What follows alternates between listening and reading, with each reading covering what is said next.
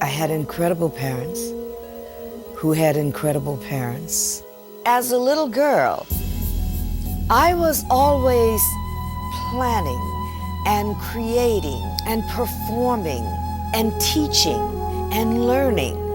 But I was always preparing for when I had authority, for when I had power.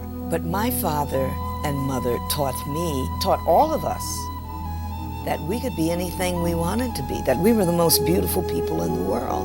My music is my salvation. And that's why I guess I bless Jim Meehan so much. He brought the music back into my life. I believe that that was not an accident.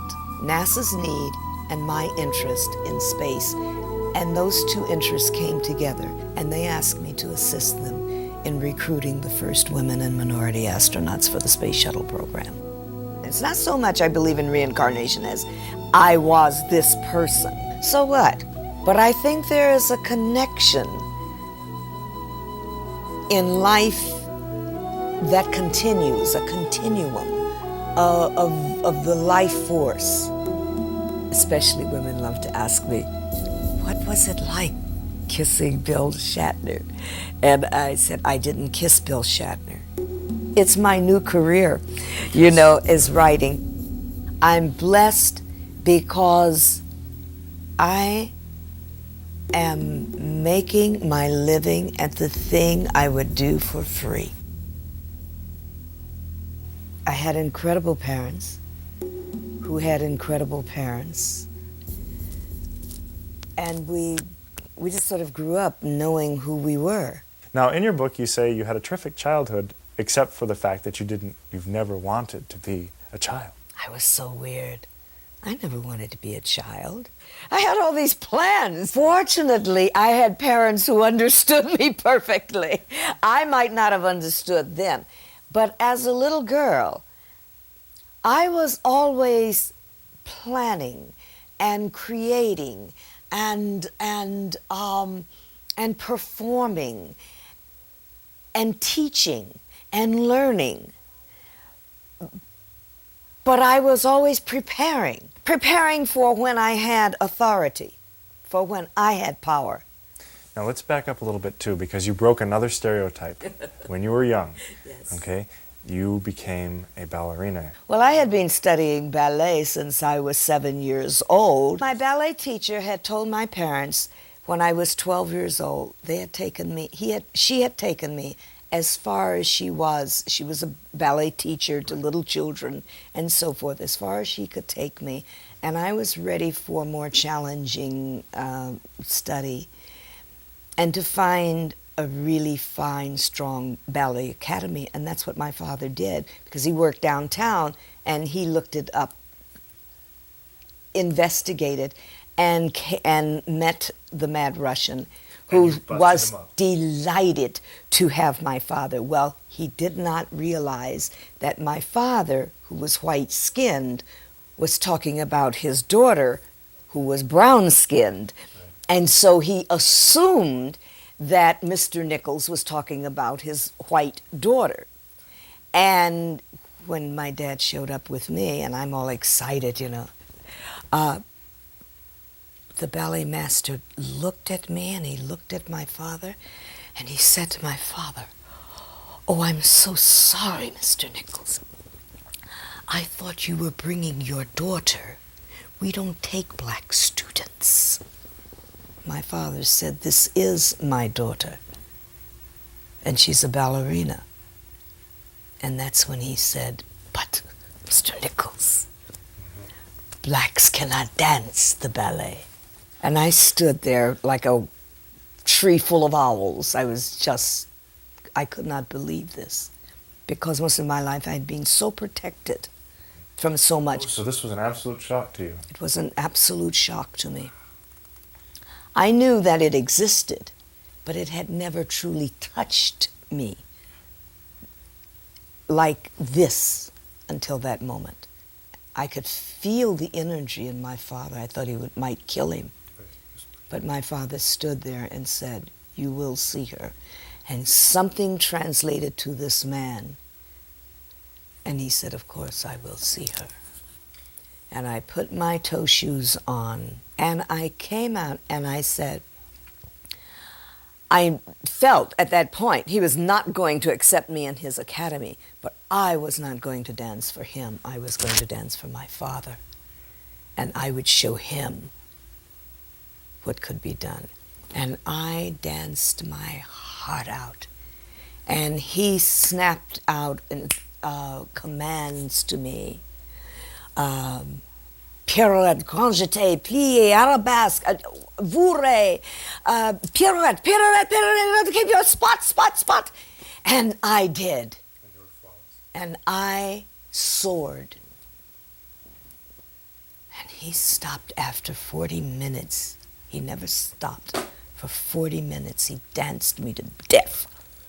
And he turned to my father and he said, I would be honored to have your daughter in our academy. It was incredible. And my father, and I said, thank you. She went down and we took the things, we walked out grandly, got downstairs on the street, went. My daddy took me for an ice cream sundae, and we sat there and he sat there looking at me with such pride. What a wonderful man. Yes. You know? Yeah. And you're pretty proud of your mom, too. She's been my beacon of strength all my life, in spite of the fact that we had a very difficult time together before we came together and understood one another as women. But I thought when I was a child that my mother hated me, you know, and I couldn't imagine why my father wanted to be married to her, you know. Do you think every little girl goes through that? Every little girl, or many little girls who have wonderful, handsome, brilliant, intelligent fathers who think they're wonderful and have taught them that they're wonderful, make them precious little angels, or maybe in competition with their mothers. But when I had anything went wrong in my life from a child, I went to my mother, because my mother was very wise, and my mother always had time for you. She was an incredible woman. It is so hard to try and condense. After reading your book, I thought, well, we'll just kind of, both say hello to the cameras and then say, really, this does a much better job of getting into who you are, because we'd have to have like a mini-series. There's so much that you're about. You know the story that I write about my grandparents coming from the South and fleeing the South, and my grandfather turning away from a vast fortune to marry my grandmother. It's on my father's side. That dynasty and that odyssey I plan to write about. I think that would be wonderful, because what I think your story said in here that I haven't seen before, there's no us versus them in it. That's right. You took it from a spiritual center of a family unit and what that represents. I had specifics of why I was writing the book. I wanted to reach out and say, here's what a human being is about. And like I said before, when you see me on the screen, that's the finished product. Here's what it took to get there. And here's who I am that you've asked so many times. It needs to say way beyond. I didn't know where to begin my book, how to do it. As you sit down, someone says, write your life story. And you say, oh, okay, where do you start? And I decided, and I told Jim what I wanted, and he said, you're talking about a timeline. And we created a big board with a timeline from the time I was born to the present moment, and the years in between the years, and color-coded it for the different things that had happened to me in my life, in my career, and the events of my life. Suddenly my whole life came into perspective. And I knew what could go in and what didn't need to go in. You know, you don't want to indulge yourself there, even though it's a charming story and you like it. I realized it didn't start with my birth, because my birth story started in my mother's stomach, and something very dramatic happened at that time. My dad almost got killed by Al Capone's brother. Right. And my mother would, of course, been dead also, and I would have never been born, possibly. And again, it was your dad's conviction, Yes. what was right, and his absolute faith in, I will deal with the truth, I will say If I die, if I have to die, the point of dying. if I have to die, I'm going to die knowing the truth, and you're going to know the truth. You're going to be killing an innocent man, but I want you to know it. I want to know why I'm going. And that's why that story was so poignant. And that took me back. So at the timeline, I couldn't start the timeline past there, so I did like this. Right. From the point, my back. And suddenly, not only the drama, because my father was the mayor of the town, not only that drama that happened a few months before I was born, but what made my father, that gave him that kind of tenacity. And I realized it was his father and his father's father and his mother and his mother's mother, and that trail that and that's where all of that came, that tenacious trail that they traveled from Natchez, Mississippi to Illinois to find freedom for interracial couples, and helped to found the little town where I was born, called Robbins, Illinois, which was one of the first towns that was formed as a refuge for interracial couples at a time when it was simply talking about the turn of the century. Right, it was unheard of. Yeah. We're talking about just out of slavery. Now, your mom was clairvoyant. She was psychic, and she was clairvoyant. If my mother said out of the blue something was going to happen, or you could go to the bank with it. I grew up thinking everybody was like that. It was not, like, woo, to us children. That was just mom. Sure. And we did many things like that, and we just thought everyone. Well, it's true. Everyone does have that power. We don't always utilize it. I read the part where you auditioned at 14, okay, for a part in a musical. Oh, in Chicago. In Chicago. I was in high school, and I came home from school one day, and my mother said, "Hurry, hurry. Your dance teacher," I was in a troupe, "wants you down there, and I don't know what we're going to do, but she wants you to look older. You've got to look like 18. Oh, gosh.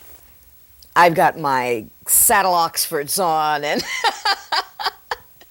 I had my pleated skirt and my books, I run in the house, and I said, "Mom, I know just what to wear." My sister had given me, my big sister had given me a beautiful tight suit, which Mother wouldn't let me wear yet, but fit me perfectly. It was salmon colored. And some high-heeled shoes, which I was not allowed to wear until I was 16, at least until that time. And they had straps and the whole thing. So I raced in. I said, "Mother, let me wear them." She says, "You'll kill yourself in those high-heeled shoes." And I said, "No, I've been practicing when you and Daddy go to bed at night. I told you I wanted to be grown." I put these shoes on, and I could walk perfectly in them. My mother took my hair, which was real long then, pulled it up in a tight bun, made buns like this, and was the first, big curls and thing, earrings, the whole thing, makeup, the whole thing. And I stepped out, and it was the first time, this is how young I was and how conservative my parents were. It's the first time I'd gone downtown by myself. So from 61st and South Park, I get on an elevated train and go to the Loop of Chicago, which is my hometown, downtown to the Loop, to the Sherman House Hotel. I walk in and I audition for Ernie Byfield, who was a famous restaurateur and hotelier, get the job.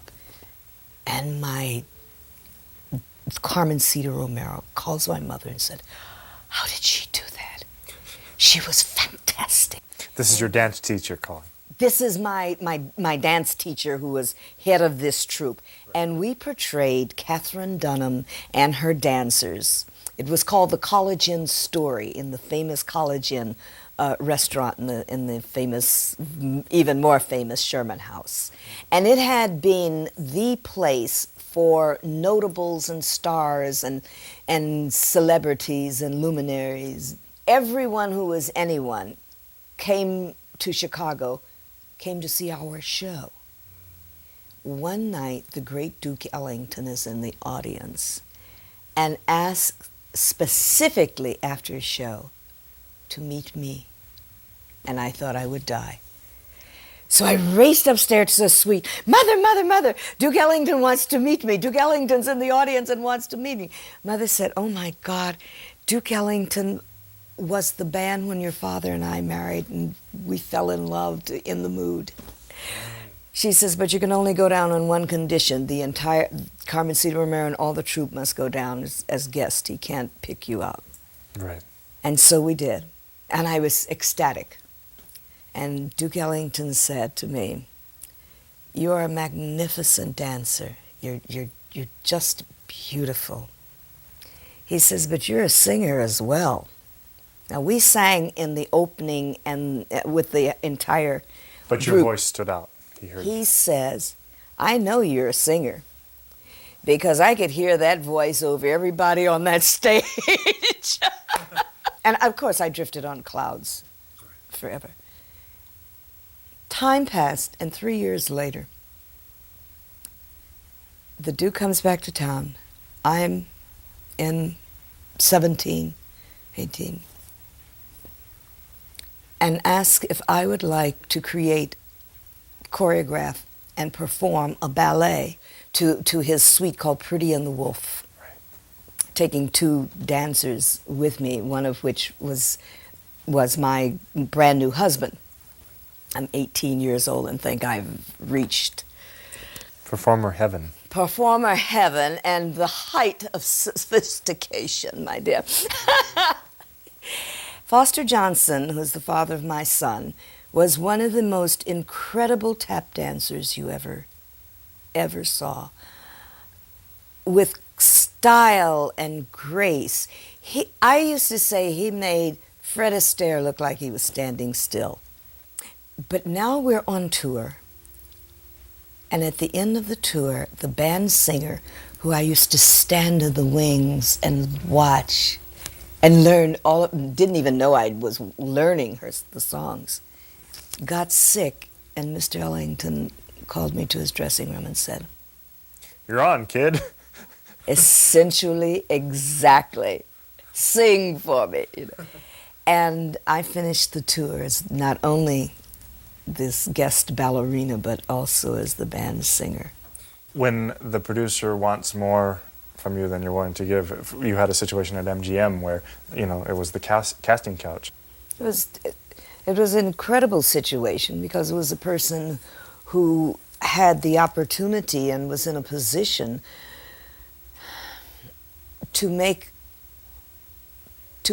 a star, or to facilitate the making of a star, which is what they presented to me and had planned to do, the first since Lena Horne.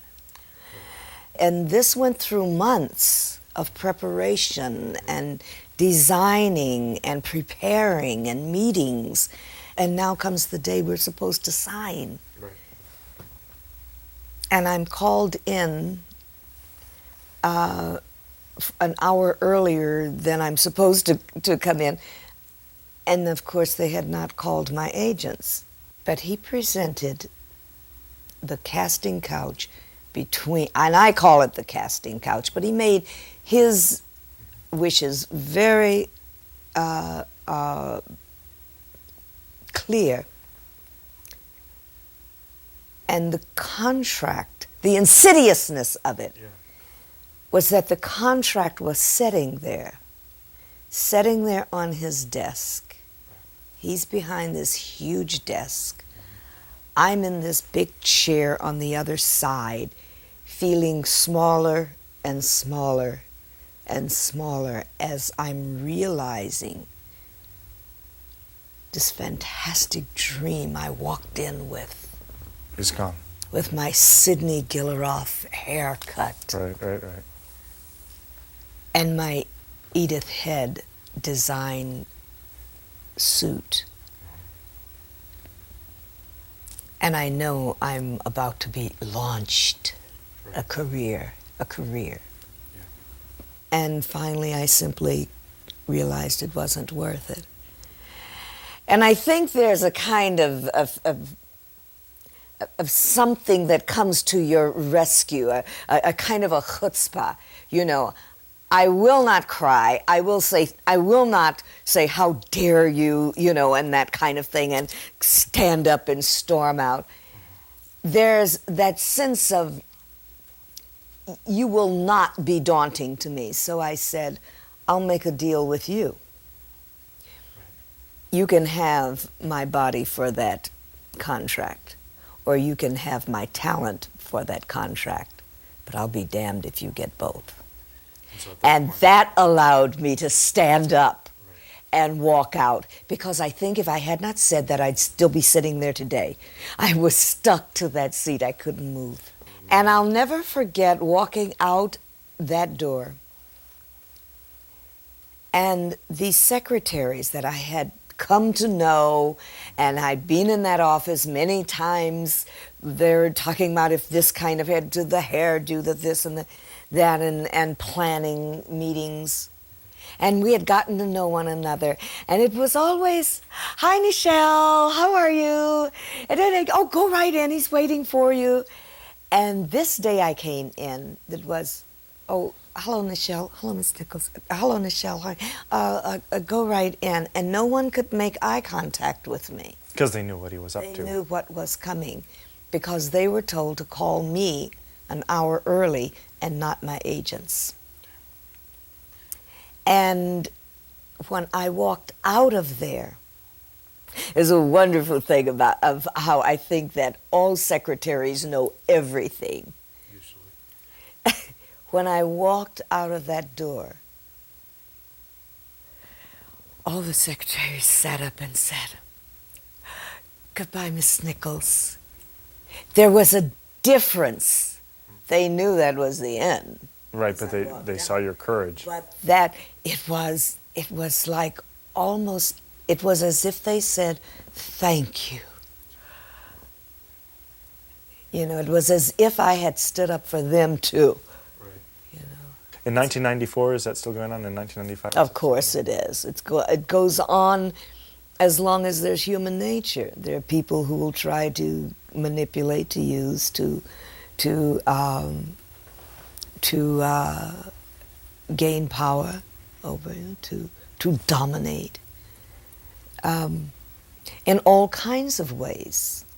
And fortunately, I think today there are more people who feel empowered to say no, and that doesn't mean the end of your life, you know. And I learned at a very early age you could walk away from anything, because my father used to teach me, you can be in any situation, good or bad, wonderful or terrible, and you can be in any terrible situation, and you don't have to be of it.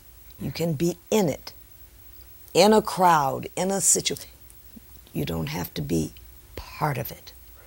And I came to understand that.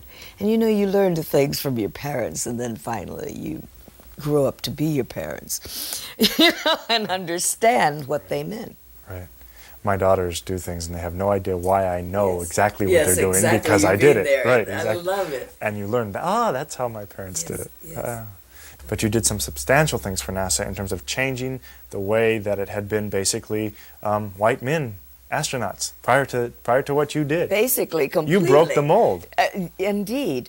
You know, I think about it as I mean, that's a significant achievement in life. thank you, and I believe that that was not an accident. The magical thing happened is that at that point in time, NASA and I developed this wonderful romance. We became aware of one another and respected one another, and this is through NASA headquarters. And they asked me to assist them in recruiting the first women and minority astronauts for the space shuttle program. But you didn't just say yes.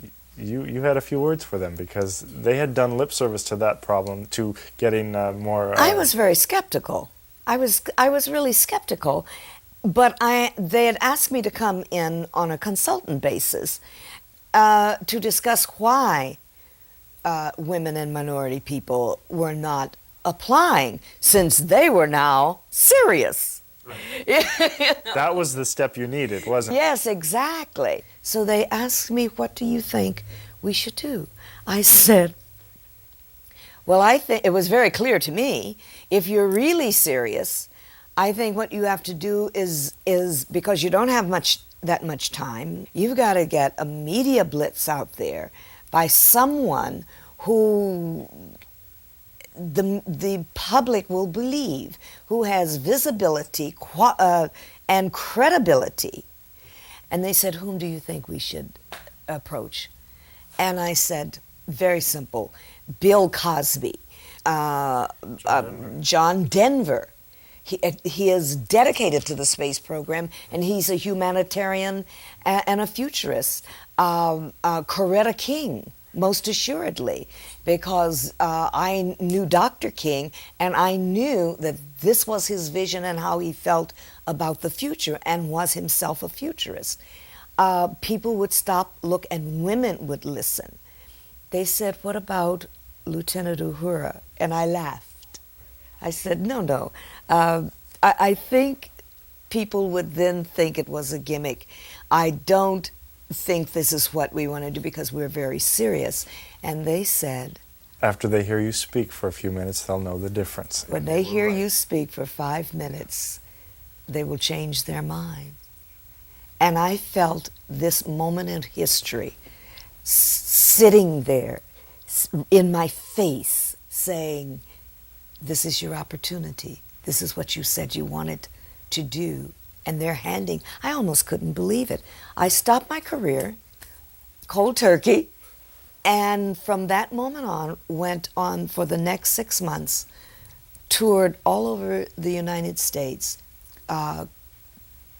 contacting and identifying qualified people, going on television, taking Good Morning America to Mission Control in Houston, they had never been, and doing my media blitz. A year later, after you had been working with NASA, you were asked and produced a film for the Smithsonian with Uhura Yes. as the main character. I and a partner, another woman who was a mother and believed like I did, and it was about children and the future, formed a company called Women in Motion.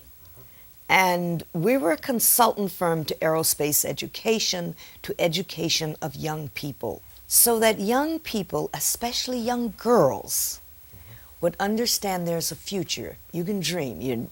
You might want to grow up and be a mom and a wife, or you might want to grow up and be a brain surgeon. Or both. Or both.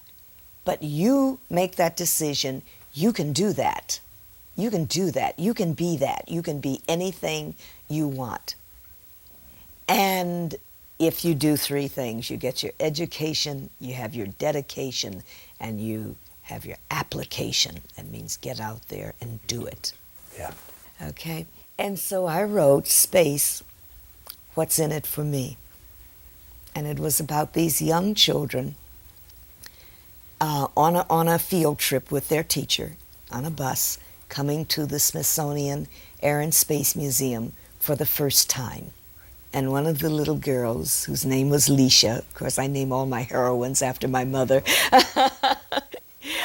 comes upon one of the exhibits that happens to be the Enterprise, the model of the very model, first model that was used of the Enterprise, of the Starship Enterprise. And so she sees this, and she loves Star Trek, this little black girl. And suddenly her imagination takes off. And then magic happens, and Uhura beams down. And talks to her. And takes her through, and she has concerns that she's just a little girl, and she's always being told that little girls have to do this or that and play with dolls, and they can't do this. But you know, you're out there in the future, and you can do anything you want. But I'm just here. And so Uhura sings to her a lovely song called Reach for Your Star. And you know, and the whole Milky Way is before you. And then the overall, with all the kids sing, What's in It for Me. That's great. It was a wonderful orientation film.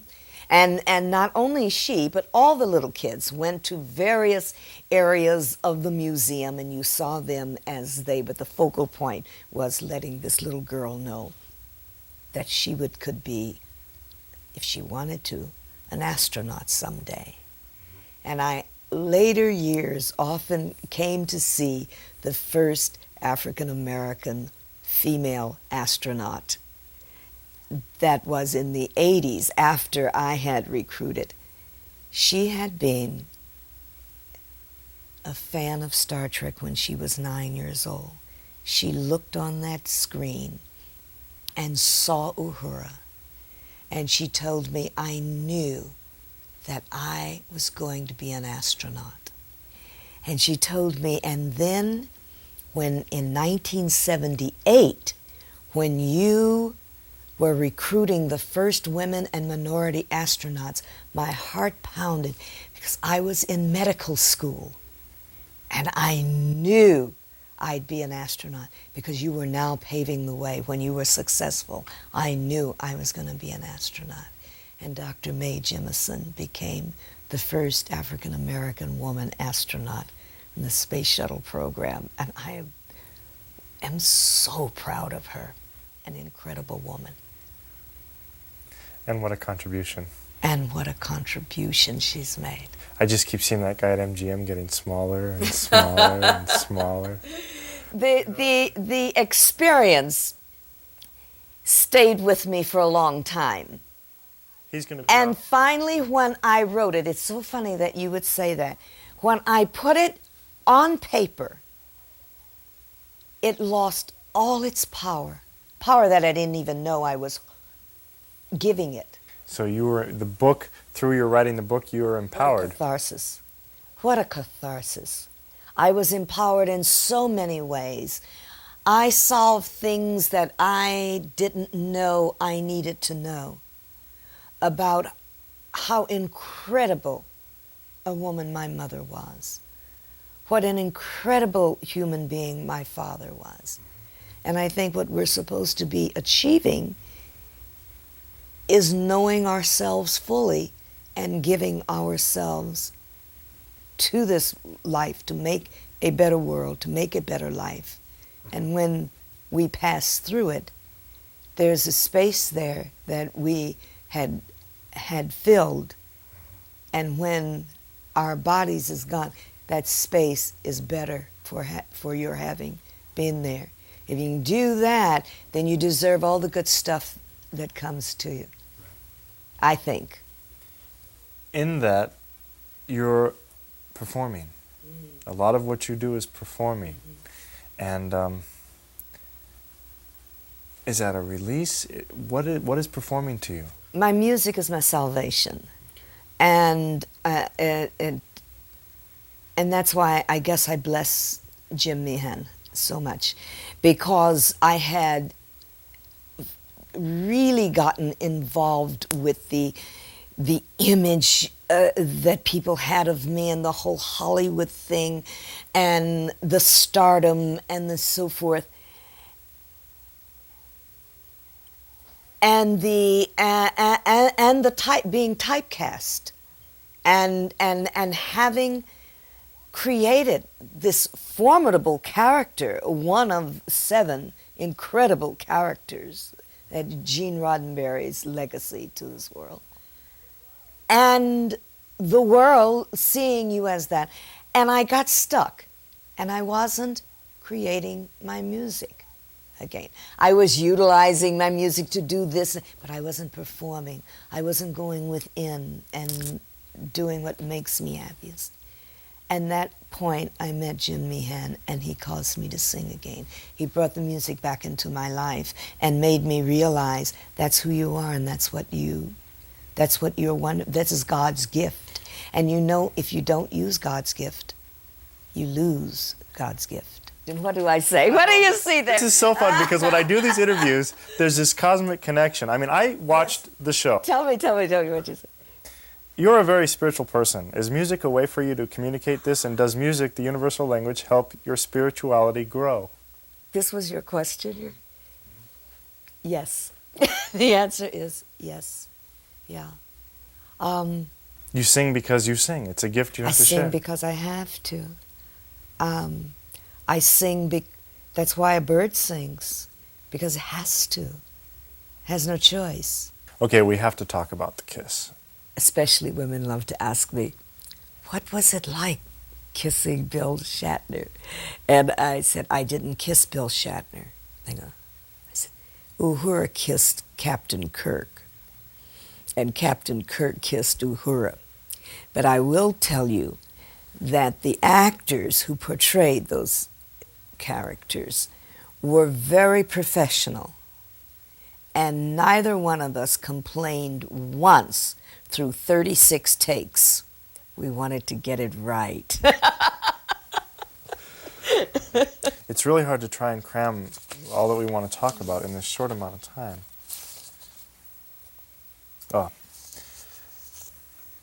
One of the most insidiously cruel aspects of racism is that it poisons not only the person inflicting the racism, but the victim as well. Mm-hmm. That's a quote from your book. Mm-hmm. And it's pretty powerful. Mm-hmm. My father used to say, to keep a person down, you have to make contact. When you see someone and they put their foot on someone to keep them down, that foot is attached to that person. So hatred keeps you attached to that which you hate and poisons you too. Right. You have to lift that foot off, let that person go and be, in order to be free yourself. So the slave owner is enslaved by enslaving another human being, because he has to always watch. Right, exactly. You've managed to maintain such a positive attitude. Even you've always known when your relationships were over. Yes. And you always had the courage to go the next part of your path alone. Yes. Have you felt alone during those times? No. I've never been lonely. I've been alone, meaning someone else was not with me at that point in time. But I've never been lonely, because faith doesn't let you be lonely. Sometimes I wake up in the middle of the night and I have an anxiety attack. And when it first happened to me, I didn't know what to do with it. And the way I treat it is I face it, I recognize it for what it's worth. I try to find out what I'm anxious about. Mm-hmm. And then I treat it with faith. This is going to happen to it, and this is going to happen, and this is going to happen, and this is going to happen. And I know what. I'll do something wonderful with that. So when I'm frightened, I go to work. I'll get up and I keep a writing pad and I'll write. I'll start writing. If I can't, if writing won't come, I'll get up and start cooking. If cooking doesn't come, I'll start sketching. So you'll create something. I create something. Create something. Positive. Positive. And it's amazing. The next thing you know, you're going like this and you can sleep. Now I do a little fast thing. You want to hear it? Sure. I'm decided that all human beings have a oneness with God. Maybe we don't all know it.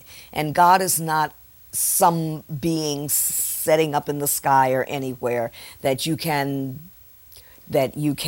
implore to help you in this. It's a life force. You know, it's like air. You breathe in air, you breathe out air, and you can't live without it. All right? To me, that's the same as God. You breathe in God, you breathe out. So it's not a big deal. It's what we have access to 24 hours a day, every second. So all I do is say, when I really get scared or in pain or whatever, I give it up to God. And it's like, for me, it's like magic. I let go and I let God, and that gives me the release and the time to do what I'm supposed to be doing, that is creating. That's my definition of faith. And this is a definition that you came to recently? That's what my mother and father taught me ever since I was a kid. That's what I was getting to. Ever since I was a little child and asked Daddy what God was, and he taught me to breathe in, breathe out. He said, "What did you breathe in?" I said, "Air." And he said, "What did you breathe out?" And I said, "Air." And he said, "Hold your breath." And I held it as long as I could, and I almost burst. And he said, "You have to breathe, or you'll die. You can't force yourself to hold your breath and kill yourself, because the life force is too strong." He said, "Breathe in again." And I did. And he says, "You just breathed in God. Breathe out again." And he said, it's with you. It's in you and it's outside of you. That was the answer he gave me when I asked him, how can God be in me and everywhere at once? Is God in me? Yes. Is God in you? Yes. Is God everywhere? Yes. How can he be in me and in you and every place else? You know, because I wanted God to be mine, you know, if I got God in me. There's so much that we could talk about forever. And It's good talking to you. Really You make fun. me really free. Well, I thank feel you. free to talk to you, yes. And I learned a lot from your book. Thank you. I'm very grateful to this book because it's opened another chapter in my life and my career. It made, instead of closing it, you know, it's just the beginning. Again, there's that Capricorn. So it just gets better from here? It just gets better. The only time it's not better is when you try to hold onto something and confine it or trap it or force it. We have to talk about one person, though, before we go. Okay. Kyle. You're talking about my raison d'etre. And we're not going to talk about his brown shoes. You can read the book. Although I did get a kick out of that. You are talking about my whole reason for being. I often said, if I did one thing in my life that I can look to say, Lord, I did this, I was part of this, and this is what I left to make a better world, would be my son, Kyle. He's one of the most beautiful, brilliant, and compassionate people and talented I've ever met. His soul is good. What a legacy. What a legacy. What a gift. What a gift. That's my gift.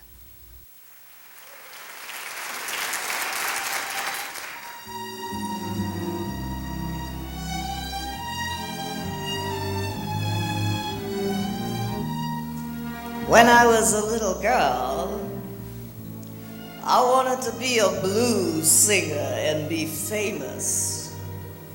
But my mama, God bless her soul, said, Ethel Waters, ain't no daughter of mine gonna sing no low-down dirty blues. Oh, but I wanted to sing the blues and be famous. Well, my blues sort of faded away, and I did become famous. On Broadway and then in the movies, oh, Cabin in the Sky, yes. Well, I was in love with a sweet-talking, no-count man who gave me a whole lot of blues to sing about. But you see, it was all right, 'cause that man was my man.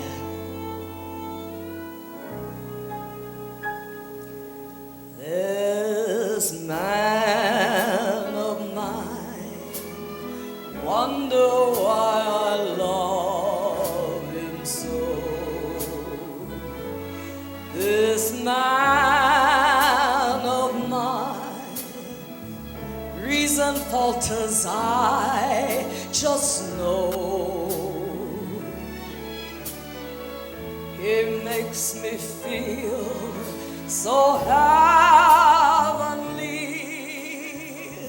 I tremble when he touches me.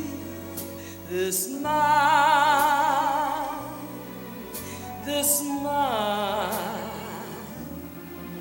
of mine, it seems to me loving should be easier. I do believe lovers should be pleasier.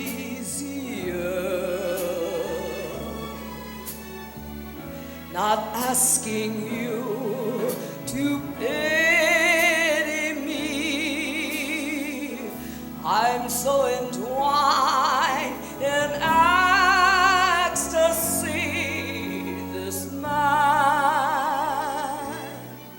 This man of mine, he's a type of guy who turns me upside down. He's the kind of guy who twirls my world around. I get dizzy, I lose my point of view, all in a tizzy, and don't know what to do. He's that type of